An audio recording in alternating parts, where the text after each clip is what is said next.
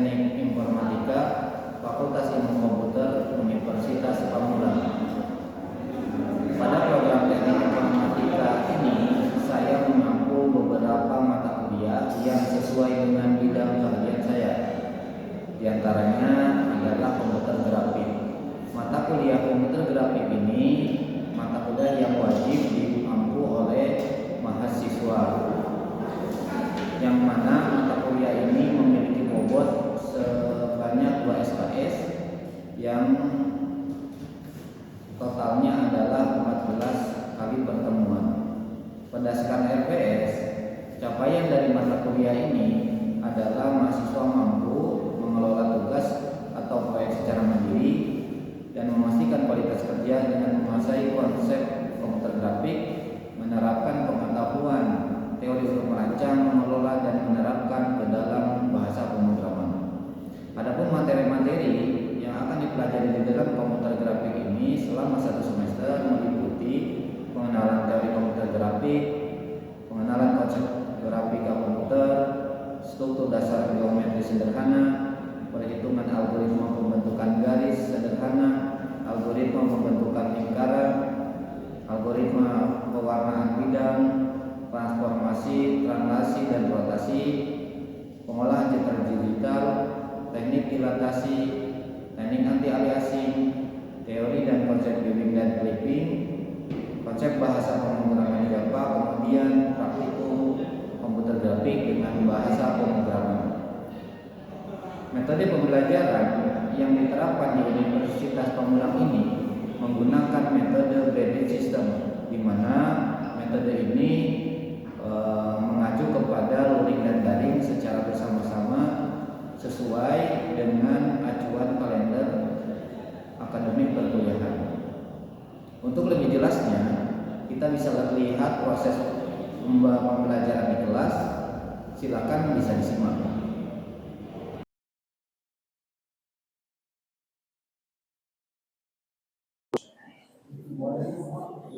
Baik, bismillahirrahmanirrahim. Assalamualaikum warahmatullahi wabarakatuh. Waalaikumsalam warahmatullahi wabarakatuh. Teman-teman, gimana kabarnya? Baik? Alhamdulillah. Bismillah, alhamdulillah. Wassalatu wassalamu ala rasulillah wa ala alihi wa sahbihi wa mawala. Kita bertemu kembali di pertemuan kita. Di pertemuan sebelumnya ada beberapa materi ya teman-teman. Jadi di pertemuan ini kita akan meneruskan terkait dengan materi yang sebelumnya sudah dipaparkan. Tapi sebelum kita masuk ke dalam pembahasan, Bapak mau presensi terlebih dahulu supaya nanti di dalam pembahasan kita lebih fokus gitu ya, untuk fokus ke dalam pembahasan dan praktek. Karena sekarang kita sudah masuk di dalam penerapan terkait dengan praktek dari komputer grafik ya, di mana aplikasi yang digunakan itu adalah aplikasi processing, yang mana aplikasi processing ini adalah salah satu aplikasi yang digunakan untuk mengimplementasikan dari mata kuliah komputer grafik. Sebenarnya ada beberapa aplikasi yang bisa digunakan dalam pengimplementasian gitu ya. Salah satunya aplikasi processing, yang mana basisnya adalah aplikasi processing ini basisnya adalah bahasa pemrograman Java gitu ya. Baik, sebelum kita bahas terkait dengan pertemuan hari ini, Bapak mau presensi terlebih dahulu. Abdul Muiz ada? Baik. Hadir. Ada yang belum dipanggil? Sudah? Tidak ada yang terlewat? Baik. Di pertemuan kali ini kita akan masuk materinya tentang transformasi. Jadi Bapak sudah bagikan ya untuk acuannya, referensinya. Di situ ada modul ya. Sudah Bapak share. Sudah ada semua modulnya? Baik, di dalamnya transformasi. Tapi sebelum kita masuk di pembahasan, ada beberapa tujuan dari pembelajaran khususnya untuk materi kali ini. Tujuannya yang pertama adalah kalian sebagai mahasiswa diharapkan mampu nanti memahami model dari transformasi ini, transformasi objek. Itu yang pertama. Kemudian selain nanti memahami, kalian juga diharapkan nanti bisa mengimplementasikan gitu, khususnya dalam bahasa pemrograman gitu ya, yang sudah kita coba di pertemuan-pertemuan sebelumnya. Nah, transformasi ini bagian dari rentetan ya, dari pertemuan sebelumnya itu kita mengenal fungsi-fungsi. Misalkan ada fungsi untuk membentuk suatu objek segitiga gitu ya. Fungsi segitiga itu menggunakan fungsi triangle ya kan. Kemudian ada fungsi untuk membuat segi empat. Segi empat itu ada quad, kemudian ada rect. Quad sama rect gitu ya. Itu fungsi-fungsi yang sebelumnya kita sudah paparkan ya. Kemudian kita akan masuk ke transformasi sekarang. Transformasi ini merupakan satu istilah yang dilekatkan khususnya di dalam mata kuliah komputer grafik. Jadi komputer grafik ini kan 2 SKS ya.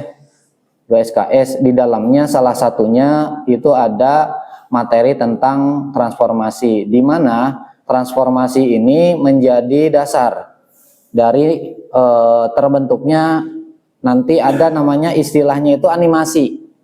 Nah, ada transformasi, ada animasi. Apa yang membedakan transformasi sama animasi gitu?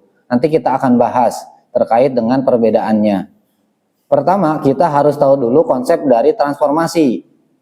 Transformasi itu kan istilahnya adalah perubahan. Transformasi, perubahan, suatu perubahan. Di dalam transformasi, khususnya di komputer grafik, biasanya ada istilah, kalau di komputer grafik itu ada istilah geometri primitif.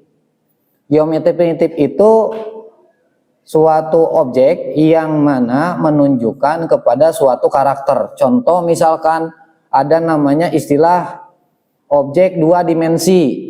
Ya, objek 2 dimensi, kira-kira maksud 2 dimensi itu seperti apa?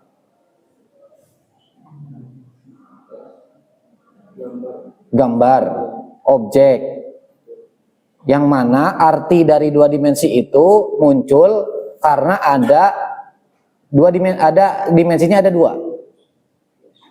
Apa dimensi apa di situ yang 2 itu kan gitu ya pertanyaannya.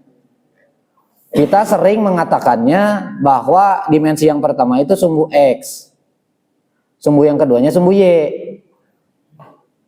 Itu. Jadi 2 dimensi itu biasanya lebih kepada menunjukkan kepada dimensinya ada 2, di mana dimensi yang pertama biasanya diistilahkan dengan sumbu X, yang keduanya sumbu Y. Baru nanti dari istilah 2 dimensi itu nanti akan naik kepada 3 dimensi. Nah, 3 dimensi merujuk kepada 2 dimensi, berarti ada 3 dimensi. Ada penambahan dimensi lain. Apa itu? Tinggi.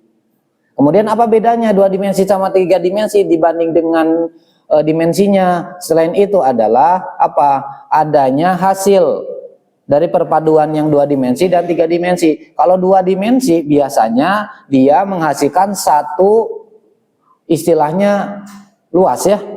Contoh misalkan ada gambar objek persegi gitu ya. Di dalam persegi panjang misalkan, persegi panjang biasanya ada lebar dan tinggi, atau ada panjang kali lebar. Panjang untuk mewakili X, kemudian lebar untuk mewakili Y-nya. Sama seperti konsep yang 2 dimensi tadi. Nah, dari 2 dimensi tadi menghasilkan satu luas. Nah, luas itu kan dihasilkan dari 2 dimensi tadi. Kemudian kalau yang 3 dimensi, karena dimensinya satu lagi ada muncul, nambah 1 dimensi tadi yang tinggi, menghasilkan tidak cuma luas, tetapi ada namanya Ini seperti kelas ini. Kelas ini itu 2 dimensi atau 3 dimensi? 3 dimensi. Kenapa disebut 3 dimensi?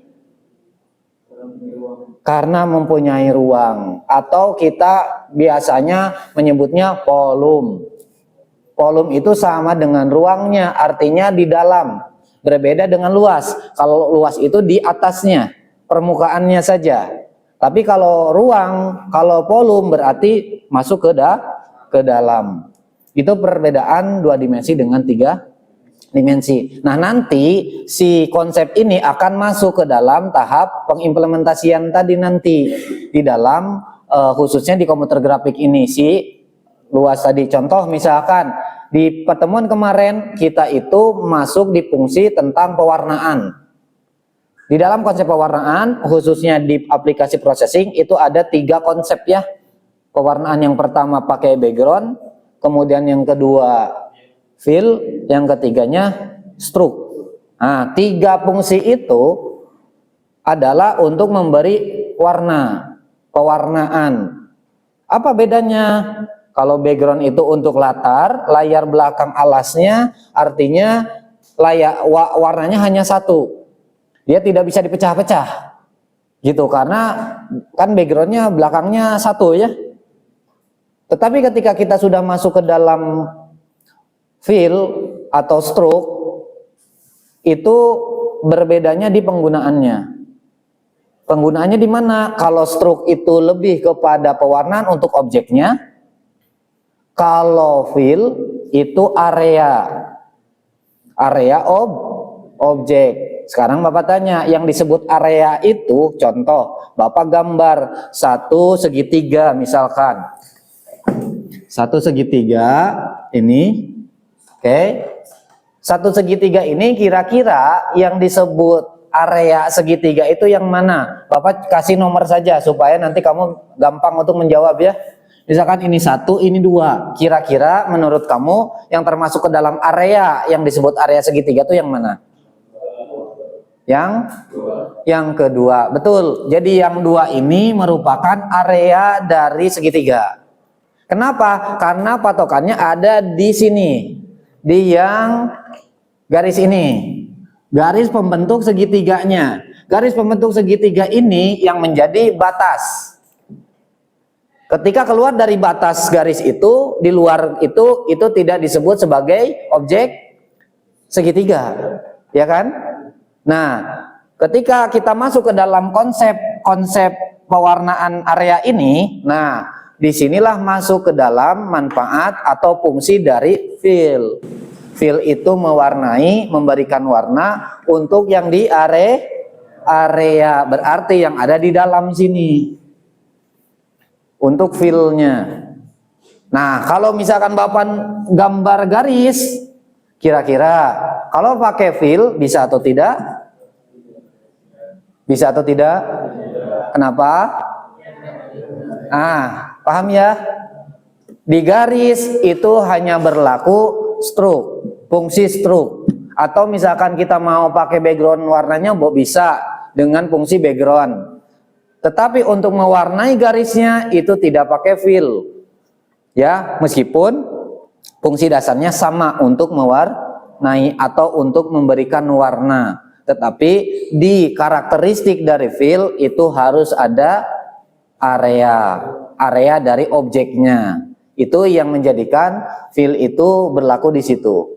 Jadi untuk objek-objek yang punya area-area. Kalau garis kan dia tidak punya area ya. Nah, seperti itu. Baik, itu dari pertemuan sebelum-sebelumnya. Kita di transformasi sekarang, dilihat di modul di situ. Di transformasi ya, nanti ada turunan-turunan dari transformasi itu sendiri. Turunan dari transformasi terbagi menjadi beberapa. Kalau kita lihat di referensi yang coba Bapak bagikan, itu ada 3 model. Ada 3 model yang termasuk ke dalam transformasi. Tadi kata dasar transformasi itu artinya adalah perubahan. Jadi berubah gitu, ya. Biasanya kalau misal paling mudah kita memahami, misalkan kita melihat film gitu ya. Karena film itu termasuk ke dalam satu rentetan yang tidak bisa dipisahkan oleh komputer grafik. Kenapa? Salah satu pemanfaatan atau penggunaan dari komputer grafik ini itu masuk ke perfilman, gitu ya. Karena apa? Karena komputer grafik ini output hasilnya nanti adalah visualisasi. Film itu salah satu bentuk media untuk memvisualisasikan, seperti itu. Nah, turunan dari transformasi ini yang pertama itu adalah translasi. Translation itu translasi atau pergeseran. Ya, bergeser. Gitu. Misalkan kalau Bapak punya titik di sini, kemudian Bapak geser ke sini titiknya, kira-kira berubah atau tidak? Berubah. Apa yang berubah? Posisinya. Benar ya? Yang berubah adalah posisinya. Karena kata dasarnya berubah, perubahannya apa saja, itulah yang termasuk ke dalam transformasi. Nanti ada lebih turunan yang detail lagi, ada transformasi yang aktif, ada transformasi yang pasif. Transformasi aktif itu nanti lebih kepada ke animasi. Karena apa disebut aktif? Karena nanti pergeseran atau perubahannya itu terlihat.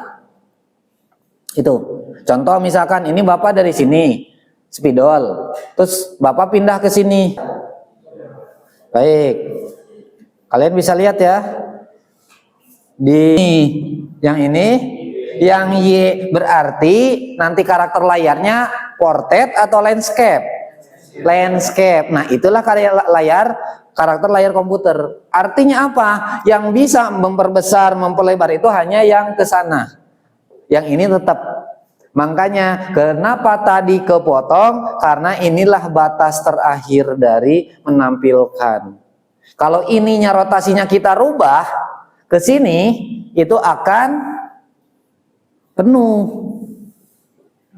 Kenapa? Karena ke sini masih ada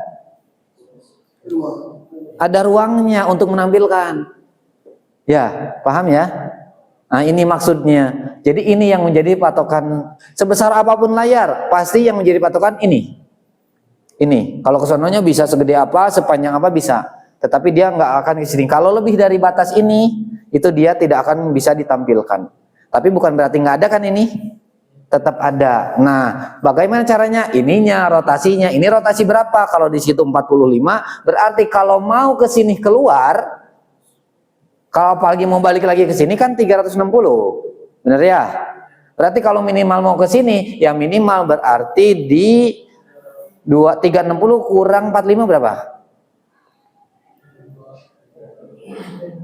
360 kurang 45.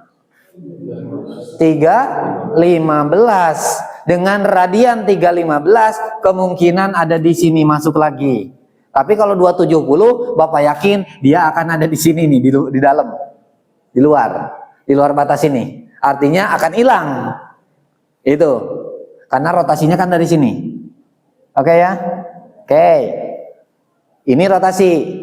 Nah, yang program selanjutnya di situ yang 3.4-nya itu rotasi yang by nih titik pusat objeknya tadi, yang bumi tadi berotasi sendiri ya, bahasanya kan istilahnya bumi rotasi sendiri, artinya titik pusatnya ya di tengah-tengah bumi tadi, makanya dia nggak kemana-mana.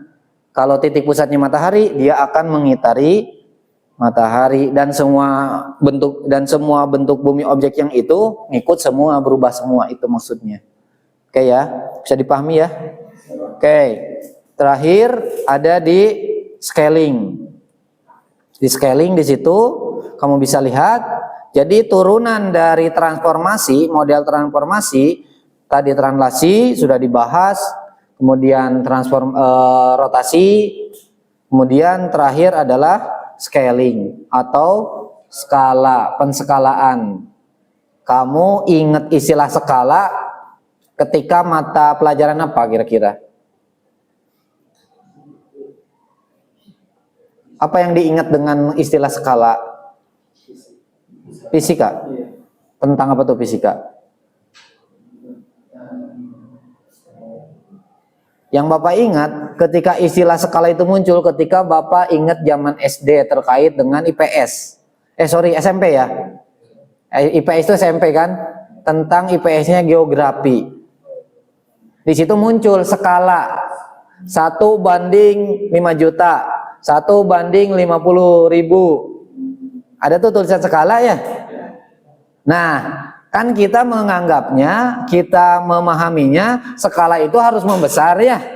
Benar nggak? Benar ya? Biasanya kita menganggapnya kalau skala itu membesar. Padahal konsep skala atau scaling itu tidak hanya membesar, tetapi mengecil juga sama masuk ke dalam konsep skala. Contohnya apa? Yaitu tadi, ketika kita mau melihat satu dunia, kita bungkus dalam satu visual data. Contoh misalkan peta dunia, peta atlas gitu ya. Zaman dulu ada atlas ya. Itu bentuknya gambar, satu dunia dirangkum dengan satu gambar, satu layar gambar. Dan itu apakah keadaan dunia luasnya seperti di gambar itu? Kan tidak. Jauh lebih besar kan dibanding dengan gambar yang ada. Kenapa bisa dibikin seperti itu? Karena menggunakan teknik skala, yaitu diperkecil. Dari yang besar diperkecil atau sebaliknya dari kecil diperbesar. Nah, kalian bisa coba dulu untuk lebih memahami di program 3.5 itu. Silahkan kalian bisa coba praktekkan. Oke. Jadi terlihat ya. Terlihat bahwa ada dua objek ya. Yang pertama ukuran 40-40 ya. Kedua kira-kira berapa itu ukurannya? Kira-kira berapa ukurannya? Kalau yang pertama kan 40-40 ya. Terlihat dari kodenya kan di situ 40,4. Artinya 40 pixel dikali 40 pixel. Berarti luasnya 40 kali 40 1600 ya. Benar nggak? 40 kali 40 1600 pixel jumlahnya, luas dari si kotak itu yang pertama. Kalau kita melihat di kotak yang kedua, itu adalah contoh dari penskalaannya. Lebih besar atau lebih kecil? Lebih besar. Karena di situ menggunakan perintah scale 2 titik. Nah, 2.0 itu menunjukkan berarti perkaliannya lebih besar. Berarti 2 kali lebih besar dari objek pertama.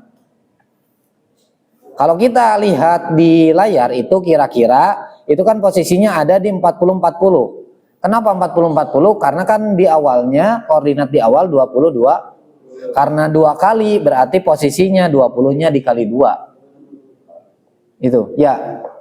Itu posisinya yang skala membesar. Itu. Pak, kalau mau perkecil gimana Pak? Ya berarti dirubah skalanya, diperkecil seperti itu. Ya, ini termasuk kepada skala yang terstruktur atau skala yang teratur. Kenapa? Coba kamu perhatikan di gambar itu membesarnya itu kalau kamu tarik, ya, itu kan lurus ya, benar nggak? Itu lurus posisinya. Kalau dari gambar satu objek ke objek yang besar itu lurus. Kenapa? Karena dia patokannya titik atau koordinat yang pertama. Nanti akan nyambung kepada tugas nih, ya, kepada tugasnya. Sebelum nanti kita akhiri terkait sama pembahasan kali ini, nanti sebelumnya Bapak mau ngasih tugas terlebih dahulu gitu ya, supaya lebih memahamkan terkait dengan pembahasan di pertemuan kali ini gitu ya. Coba kalau kamu lihat di situ ada 2 poin tugasnya.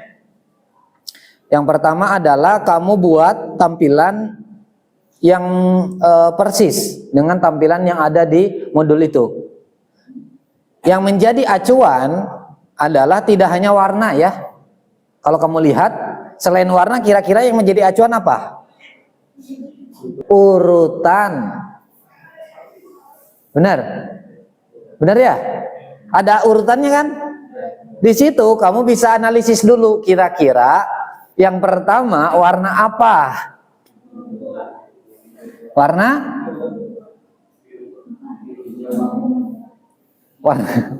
apa? Kira-kira yang pertama itu warna apa yang menjadi urutan pertama?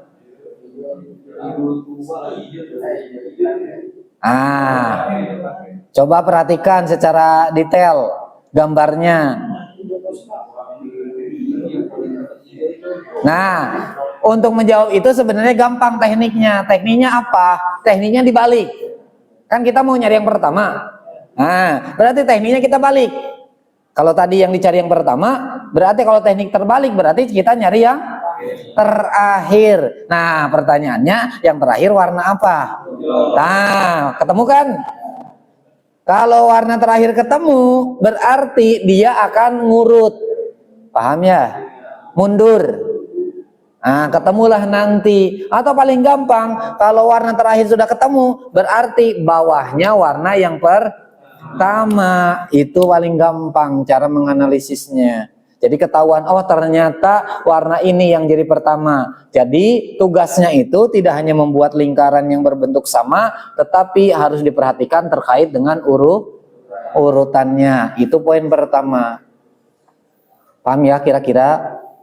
Oke, sekarang yang poin keduanya. Di poin keduanya di situ buatlah program untuk melakukan proses scaling dari sembarang titik pusat skala. Kira-kira paham nggak dengan bahasanya? Kayak gimana? Kata kuncinya dari sembarang titik pusat. Nah itu kata kunci untuk mengerjakan tugas poin 2 adalah scaling dari sembarang titik pusat. Kalau yang ini, yang barusan, yang dicontohkan, ini di sini, ini taruh 20, 20. Kemudian tadi skalanya 2 kan? 2 berarti 2 kali. Berarti anggaplah ini 2 kali gitu sini. 2 kali, benar ya? Kemudian skalanya 2 kali, terus di bawahnya di situ ada titik pusat untuk penskalaan. Karena penskalaannya tadi di sini 2.2 berarti di sini, kalau kali 2 berarti 40, berarti kurang lebih di sini. Nah, ketemulah di sini. Tuh, kalau ditarik dari sini ke sini kan lurus. Ini yang disebut sebagai teratur. Paham ya? Nah, ini yang disebut teratur karena kalau kita tambahin lagi skalanya, Pak mau jangan 2 apalah 3 aja, kemungkinan besar akan di sini lebih besar lagi. Dia akan terus secara teratur membesar. Ini yang dimaksud tadi, titik pusatnya tadi karena teratur di awal. Nah, di tugas poin kedua kamu buat satu objek, Pak boleh nggak segitiga gambarnya? Boleh. Karena di situ tidak dispesifikasikan objek apa yang dibuatnya. Kalau di contoh persegi, kamu boleh dengan objek yang lain. Yang terpenting ada satu objek yang objeknya diskalakan, dibikin skala. Skalanya berapa Pak? Terserah. Bebas, kamu mau 1, 2, dan seterusnya. Atau dibalik terserah. Yang terpenting poinnya adalah tadi kamu ngambil acuannya di mana. Kata kuncinya adalah sembarang titik. Sembarang titik artinya jangan di sini berarti ya. Berarti di mana-mana, di area layar yang mana nanti bisa aja di sini lebih gedenya. Kan tidak simetris. Ya. Itu yang dimaksud sebagai tugas di poin kedua. Ada yang mau bertanya dulu? Kira-kira sudah paham untuk materinya? Oke, baik. Kalau tidak ada yang bertanya, untuk pertemuan hari ini Bapak cukupkan saja sekian. Mudah-mudahan di pertemuan kali ini bisa dipahami secara maksimal gitu ya, dan kalian nanti bisa mengerjakan tugas yang tadi diberikan. Itu ya. Baik, untuk itu Bapak cukupkan sekian saja. Assalamualaikum warahmatullahi wabarakatuh. Waalaikumsalam.